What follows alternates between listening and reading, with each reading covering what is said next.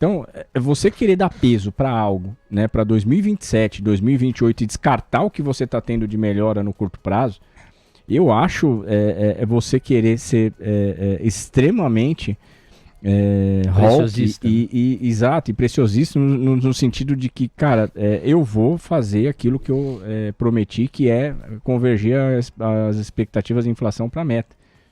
Só que muitas vezes você pode colher um fruto amargo. Esse é um jogo meio perigoso. Né? Se você, naquele 14,75, se você rodasse os modelos, praticamente era unânime os modelos do mercado, de que em 2027 você já teria uma inflação abaixo da meta. Num problema fiscal, se você começar a ter um cenário de inflação abaixo da meta, obviamente o seu poder de arrecadação cai. Por isso que eu falo, você vai colher um fruto amargo. Porque você tem uma situação, eventualmente, que demanda um olhar mais cuidadoso para o fiscal, só que parte também dessa melhora da arrecadação, ela também tem muito da contribuição da inflação. Então, uma queda mais brusca na inflação no longo prazo, obviamente a gente nunca quer trabalhar com uma inflação salgada, mas também uma inflação abaixo da meta é algo que também dificulta bastante o trabalho do governo no que tange a fiscal. Agora a gente vai falar da inflação segmentada da economia. Como anda no entendimento do comitê a inflação dos bens industriais, a inflação dos serviços. É importante essa faixa também do documento, deem só uma olhada. O cenário de inflação de curto prazo segue adverso, mas apresentou surpresas baixistas no período recente em relação ao que os analistas previam. A inflação de bens industrializados, que já tinha mostrado menor força nos preços ao atacado, continuou a arrefecer no período mais recente. O preço de alimentos também apresentou uma dinâmica um pouco mais fraca do que era esperada. Por fim, a inflação dos serviços, aqui o calcanhar de Aquiles, que tem maior inércia, isto é, quando há uma alta generalizada nos preços, o segmento dos serviços é o segmento que mais tende a, por inércia, manter essa alta, continuar levando essa alta. E aí, sobre os serviços em si, eles seguem acima do nível compatível com o cumprimento da meta num contexto de ato positivo, ou seja, num contexto em que o Brasil cresce mais do que pode. Para além das variações dos itens, ou mesmo das oscilações de curto prazo, o comitê se deteve na análise de que os núcleos de inflação têm se mantido acima do valor compatível com o atingimento da meta há meses, corroborando uma interpretação de inflação pressionada pela demanda e que requer uma política monetária contracionista por um período bastante prolongado. Destaque para o bastante prolongado. Não deixa de ser abstrato, mas é diferente de um período prolongado. Veja aí, bastante prolongado. Porque um dos jogos é esse, né? O BC quer afastar a perspectiva de corte de juros no curto prazo. No parágrafo 14, só destacar que o dólar que foi usado na modelagem do BC é um dólar que custa R$ 5,60. Nós já estamos com o dólar a 5,50 e depois, quando eu for para a parte internacional, 8h30 a gente vai fazer essa transição com o Alex, nós vamos falar de evidências que vão sugerindo um dólar ainda mais fraco, hein, no mundo e aqui no Brasil também. Bom, aí suposto, amigos, eu sempre gosto de olhar para a balança de riscos, parágrafo 16, para a gente ouvir o Alex de novo. Então, com relação ao balanço de riscos em si, avaliou-se que o cenário de maior incerteza segue apresentando riscos mais elevados do que o usual, tanto de alta quanto de baixa, para o cenário de inflação.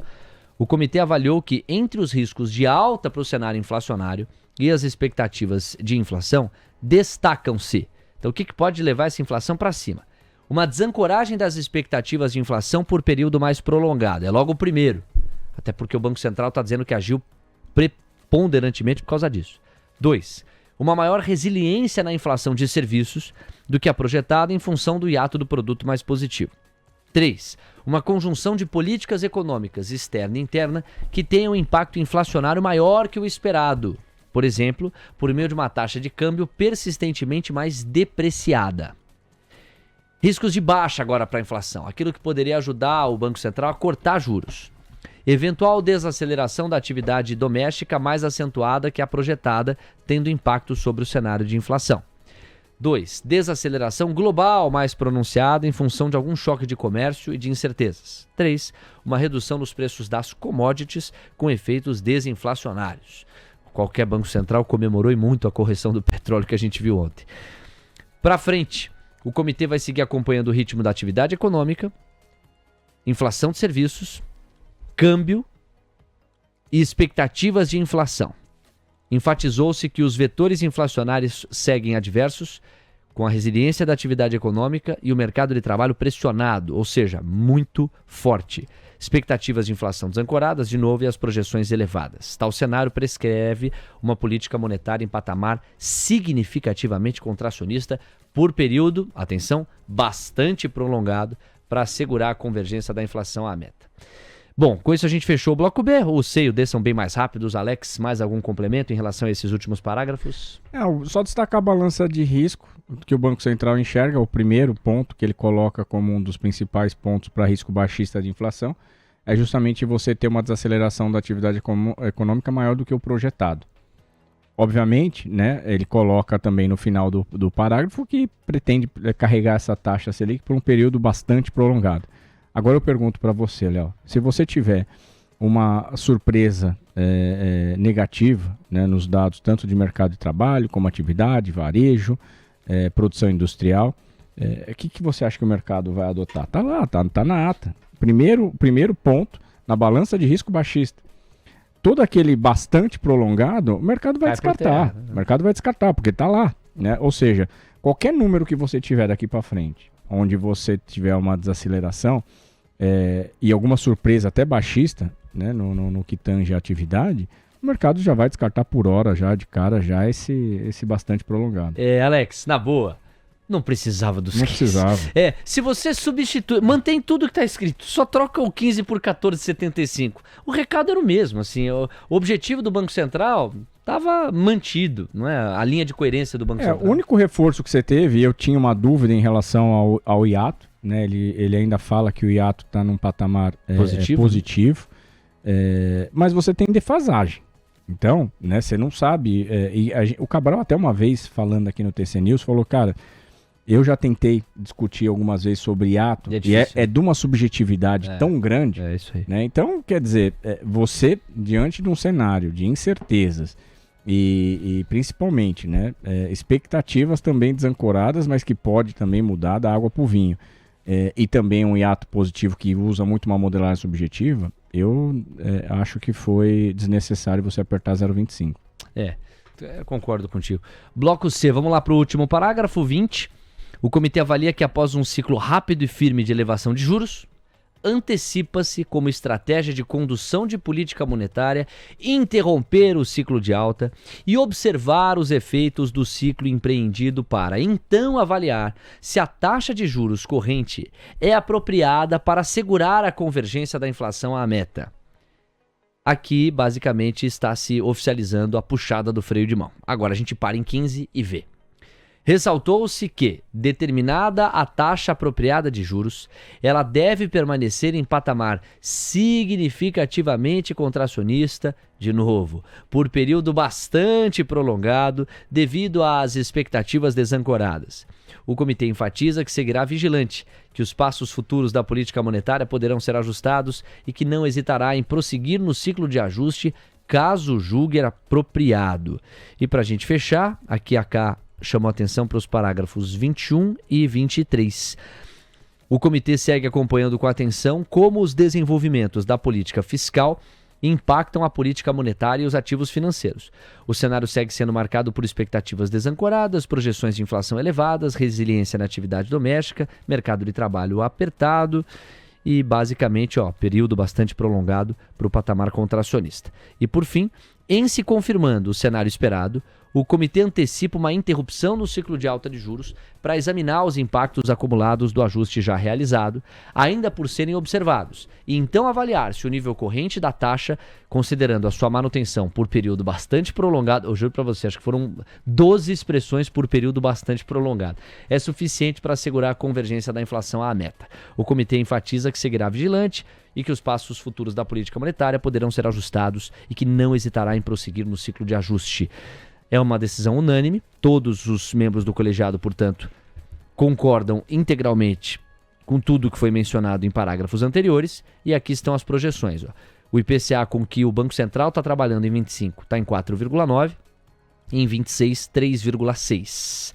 IPCA livre, preços livres, 5,2 para esse ano, 3,4 ano que vem, e os administrados, aqueles sobre os quais o governo pode influir, 3,8 de inflação neles para este ano, 4,1 para o ano que vem. Alex, uma pergunta que me parece boa para a gente arrematar essa cobertura.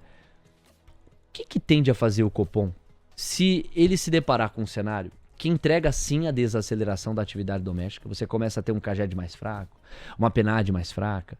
E, no entanto, as expectativas ainda seguem, se não desancoradas, elas ficam um pouco mais ancoradas, ainda não no centro da meta. O que o Copom tem? Por manutenção de coerência, o Copom deve esperar mais as expectativas focarem no centro da meta do que a desaceleração em si. Por outro lado, na balança de riscos, o primeiro item como pressão baixista para a inflação é a desaceleração doméstica. Eu não sei em que medida o próprio BC não está jogando um adicional de complexidade para suas futuras ações. Ele basicamente criou um alicerce para suas decisões futuras muito perigoso. Porque em toda economia, né, o que é o principal ponto de atenção quando você aperta os juros? O crédito. Tá? Então, o que pode acontecer? O crédito, obviamente, ele vai ficar restrito, não por conta das instituições financeiras, porque muitas vezes as pessoas não vão conseguir tomar crédito a uma Selic de 15%. Lembrando que quem toma crédito não toma crédito a Selic de um dia, toma crédito a curva de juros. Então o que acontece? Quem responde essas pesquisas, muitas vezes não está olhando, né, com tanta clareza a desaceleração de curto prazo. Por quê? Porque o seu Banco Central ele praticamente condicionou as expectativas. Então, você vai ter um mercado que pode, de repente, até responder às pesquisas futuras com uma leve melhora, né, na expectativa de inflação, mas que não necessariamente é a mesma melhora, o grau de melhora do Boletim Focus não é o mesmo que é o grau de piora, por exemplo, no crédito. Então, você pode ter efetivamente um crédito que vai acabar desacelerando. Agora, claro, depende muito também do fiscal e como que o governo vai lidar com essas políticas expansionistas, mas de qualquer maneira, a 15% você vai colher uma desaceleração do crédito, e você como alicerçou, você como Banco Central alicerçou as suas decisões, e ele coloca, né, eu não lembro agora qual foi o parágrafo, mas ele coloca efetivamente que basicamente a decisão foi justamente pelas expectativas desancoradas por um período prolongado.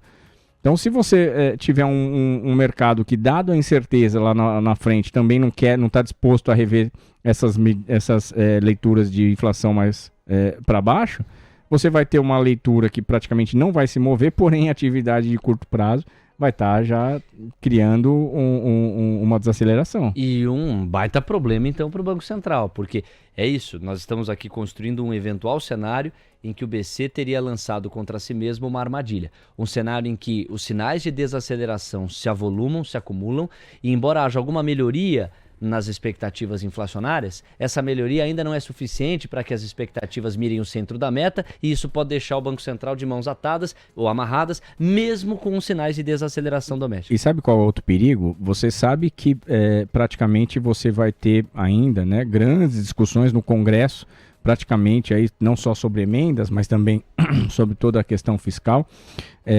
Cada vez que você tiver uma convulsão, né, no Congresso, e aí pegando o Legislativo e o Executivo, aí eu te pergunto, Léo, qual a disposição de quem responde ao Boletim Focus, dado nessa convulsão, esse ruído que você tem muitas vezes político tomando conta, qual a projeção qual a perspectiva que você tem do pessoal que responde o Boletim Focus rever essa projeção de longo prazo?